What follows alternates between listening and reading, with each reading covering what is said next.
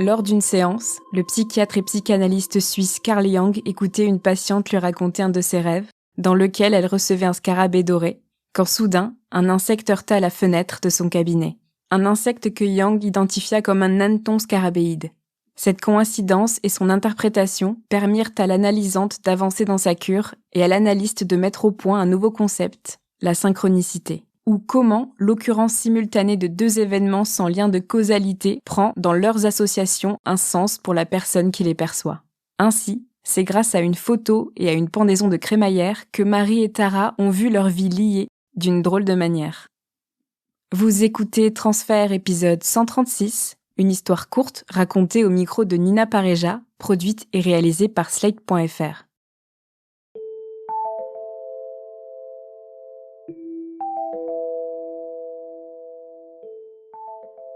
En 2012, j'habite à Paris avec mon mari et nos 3 enfants et on est propriétaire d'une petite pizzeria dans le quartier du Canal Saint-Martin. Le local est super, mais il est vraiment minuscule et on n'a pas de salle pour recevoir les clients, donc c'est juste une pizza à emporter, des livraisons à vélo et c'est tout. 1 an plus tard, le local d'à côté, qui était un magasin de bijoux fantaisie, se libère. C'est l'occasion pour nous de louer la salle d'à côté, même si c'est un autre propriétaire, et de réussir à faire une salle de restaurant pour notre minuscule pizzeria. Dans cette salle, régulièrement, j'organise des expos d'artistes qui sont souvent des clients, des amis de clients, des amis à mes amis, des gens de ma famille. C'est un moyen pour nous de faire connaître la pizzeria à d'autres gens. Et puis, les pizzas ont des noms d'artistes qu'on adore. Il y a la pizza Basquiat, qui est la pizza la plus populaire, comme Jean-Michel Basquiat. Du coup, pour nous, de faire des expos dans la salle d'à côté, c'est cohérent avec l'image, les vibes et le délire général de notre pizzeria.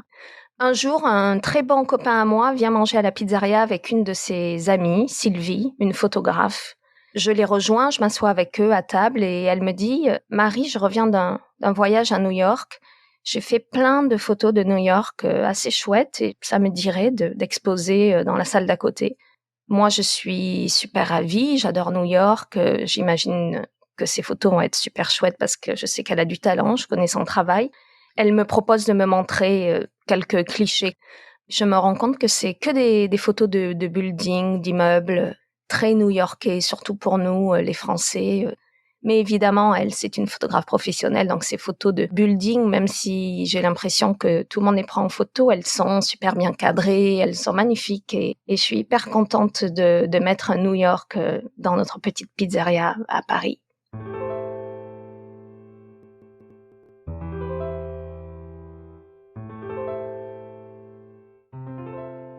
Le jour du vernissage, Sylvie a accroché une vingtaine de photos, donc elle a choisi elle-même. Et il y a un petit groupe de gens, on boit un verre et puis je prends le temps de faire le tour des photos, de les regarder et d'apprécier son travail. Et à un moment donné, je m'arrête devant une photo en particulier et j'adore cette photo. C'est la photo d'un immeuble en briques marron où on voit un premier étage avec 4 fenêtres, avec les fameux escaliers pour les pompiers en fer à l'extérieur. Et en dessous, on voit la devanture d'un magasin de bande dessinée. Il y a écrit en énorme Comic Books. Et dans la vitrine, j'adore parce qu'il y a un Superman en carton, une silhouette collée dans la vitrine. Et à côté, d'ailleurs, il y a aussi Superwoman. Et les couleurs de l'immeuble marron avec le contraste de Superman en rouge et bleu. Vraiment, j'ai un coup de cœur, surtout sur ce cadrage, moitié boutique, moitié premier étage d'un immeuble. Et j'ai dit à Sylvie, j'adore cette photo, je sais que tu les mets toutes en vente, mais est-ce que tu peux me garder celle-là? Je te l'achète. En fait, je suis hyper contente parce que c'est la première fois que j'achète une photo originale en me promenant dans une expo. C'est comme une impulsion. Je vois cette photo, je l'adore et je sens comme un lien avec cette photo, comme si peut-être j'aurais pu la faire. C'est pour ça que j'ai envie de l'acheter.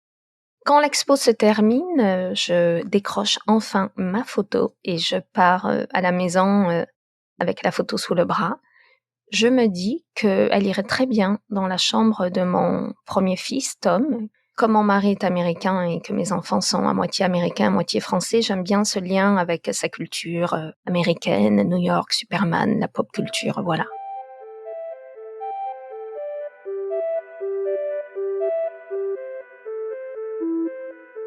Un an et demi après, on doit quitter cet appartement parce que le propriétaire va le vendre et on trouve un nouvel appartement dans le 10e arrondissement, plus près du restaurant.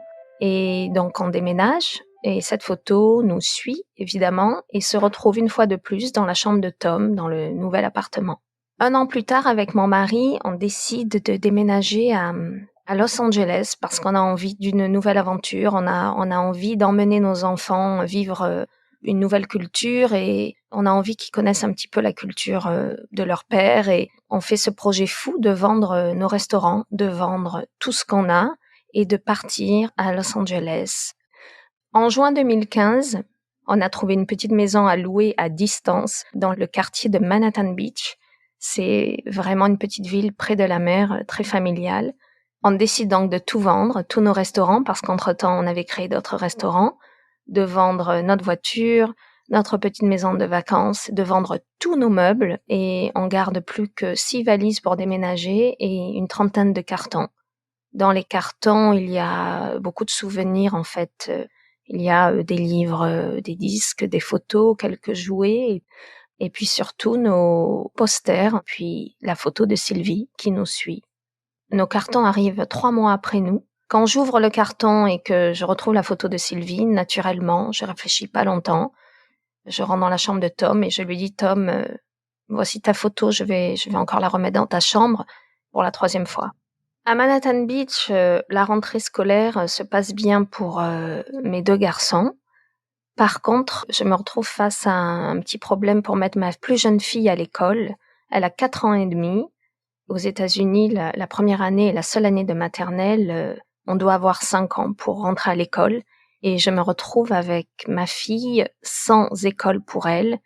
Et je rencontre une fille qui me dit, écoute, je connais une école privée pour les très jeunes enfants qui est pas très chère, qui est dans la ville d'à côté, à 20 minutes, mais ils ont de la place et tu peux inscrire ta fille dans cette école. Dans la classe de ma fille, il y a très peu d'élèves. C'est un petit groupe de 12 enfants. C'est une école très familiale où les parents se rencontrent assez rapidement, vu qu'on est en petit comité. Il y a 2 mamans en particulier qui sont très accueillantes avec moi, dont Tara, une Américaine qui vient de New York, qui a déménagé à Manhattan Beach 2 ans avant moi. Je suis très touchée par Tara parce que j'ai déménagé à Manhattan Beach en juin. Il y a eu les attentats du 13 novembre à Paris et elle a pris la peine de m'envoyer un mail très gentil pour me dire qu'elle espérait que je ne connaissais personne dans les victimes et qu'elle savait que c'était difficile parce qu'elle avait vécu à New York le 11 septembre, que ça l'avait beaucoup marqué. Et quand j'arrive à l'école, le 14 novembre, elle me prend dans ses bras, elle me serre très fort et elle comprend sans qu'on se parle vraiment que c'est difficile d'être loin de son pays et de vivre ce genre de drame à distance.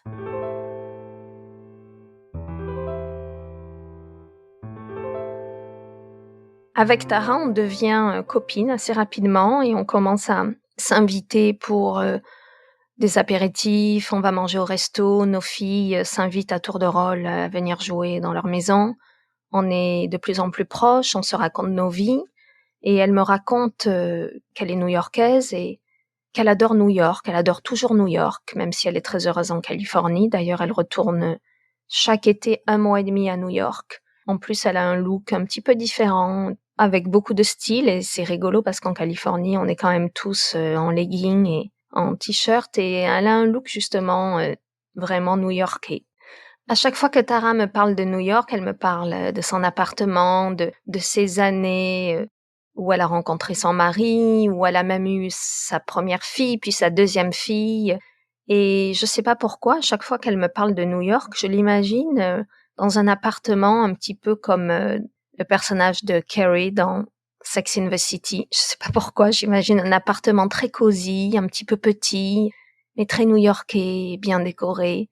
Et je sens chez elle une nostalgie pour ces années new-yorkaises, même pour cet appartement. Quand elle m'en parle, je sens qu'elle était bien, que c'était une vie très différente de celle qu'elle a maintenant, beaucoup plus aisée. Mais elle me dit qu'un jour, il faisait super froid à New York et sa fenêtre était cassée et ils n'avaient pas pu la réparer. Ils étaient jeunes, ils n'avaient pas assez d'argent et elle me dit on avait mis un oreiller dans le trou de la vitre et pourtant on était quand même très bien comme ça.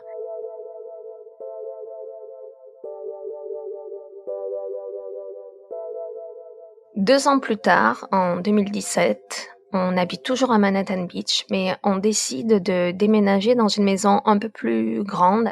Quand on déballe les cartons dans cette nouvelle maison, je tombe sur la photo de Sylvie et cette fois-ci, je décide de la mettre ailleurs que dans la chambre de Tom. Il y a une pièce à l'entrée de ma maison, une très grande pièce, haut de plafond, et je me dis que j'aimerais bien mettre la photo de Sylvie dans cette pièce, à l'entrée, quand on arrive. Je décide de faire une pendaison de crémaillère. La fête passe son plein. Tara et son mari arrivent. Je suis très contente de la voir. À peine je lui dis bonjour, je l'entraîne au fond de la maison pour lui montrer toutes les pièces. Et son mari reste un petit peu derrière nous, à la traîne. Et quand j'arrive dans ma chambre, son mari déboule derrière nous. Il dit en anglais à Tara, « Tu devineras jamais ce que je viens de voir. » On se retourne, je le regarde et je crois que je fais une blague nulle du genre quoi, ton ex-girlfriend, je sais pas ce que je dis. Tara rigole et il répond non, pire. On croirait qu'il a vu un fantôme. Il nous dit suivez-moi, avec Tara on le suit, il nous entraîne dans la première pièce de la maison et là il pointe du doigt la photo et il dit regarde. Tara regarde la photo et elle ouvre la bouche littéralement de surprise. Et elle dit « Oh my God !» Et elle me regarde, elle me dit « Marie, tu vois ces fenêtres? C'est mon appartement à New York. » Tara immédiatement saisit la photo, elle la retourne, elle regarde la date et elle me dit « Marie, j'habitais dans cet appartement à ce moment-là. » Je trouve ça incroyable et c'est comme s'il y avait un dédoublement, c'est-à-dire qu'elle est devant moi, elle me dit ça, et elle a les photos à la main et j'ai l'impression qu'elle est aussi dans la photo, au fond de cet appartement. Je sais pas pourquoi, je l'imagine en train de se faire cuire des spaghettis et c'est comme si il y a une espèce de drôle d'accrochage dans le temps. Avec Tara, on se regarde, on est vraiment hallucinés. C'est comme si une mise en scène se jouait derrière nous, malgré nous. Ça rend notre amitié encore plus particulière. J'ai vraiment l'impression qu'on était censés se rencontrer, que notre amitié n'est pas fortuite. Je trouve l'histoire rare, unique, folle et pleine de sens en même temps.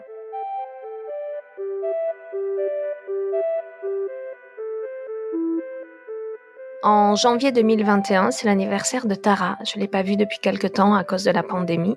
Je décide de lui envoyer un texte et de lui proposer de venir boire un verre sur mon patio. Je lui dis, ne t'inquiète pas, on sera à distance, on est dehors, viens boire un verre, il faut fêter ton anniversaire, je t'ai pas vue depuis longtemps.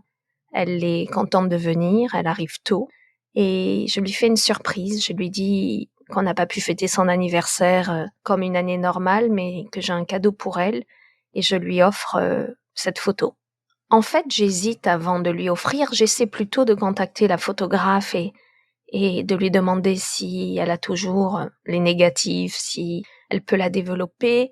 Elle me répond, mais ça lui paraît quand même être pas évident à retrouver. Et en fait, on se perd un peu dans les communications et le projet me semble laborieux. Du coup, je préfère lui donner ma photo, qu'elle n'ait jamais cette photo. Mais j'ai l'impression que la photo doit lui revenir, que la photo a fait un parcours, un voyage, et qu'elle doit lui revenir. Tara est hyper embarrassée. C'est un petit peu comme si je lui offrais un cadeau tellement particulier. Elle me demande 10 fois, tu es sûre, tu es sûre, tu es sûre? Et je dois lui dire, oui, Tara, ne t'inquiète pas, de toute façon, je peux venir voir la photo, elle est chez toi, je te connais, j'ai ton adresse. Je perdrai jamais la photo de vue. Elle regarde la photo dans tous les sens. Et le lendemain, elle m'envoie un texte. Elle me dit, merci encore pour ce cadeau tellement particulier. C'est la première fois de ma vie qu'on m'offre un cadeau de ce genre. Je vais en prendre soin, ne t'inquiète pas. Je suis un petit peu triste. En même temps, je suis rassurée par le fait que je sais où elle est, cette photo. C'est pas comme si je l'avais perdue. J'ose pas dire à mon mari et mes enfants que j'ai offert cette photo à Tara parce qu'elle a toujours été dans notre appartement quelque part. C'est un petit peu comme un secret aussi entre elle et moi. Mais j'ai l'impression d'avoir fait ce qu'il fallait faire en lui donnant cette photo. C'est surtout parce qu'elle aimait tellement cet appartement. J'ai l'impression qu'elle a vécu des moments très forts dans cet appartement. Donc c'est comme si la photo lui appartenait plus qu'à moi. En tout cas, jusqu'à ce que je la rencontre.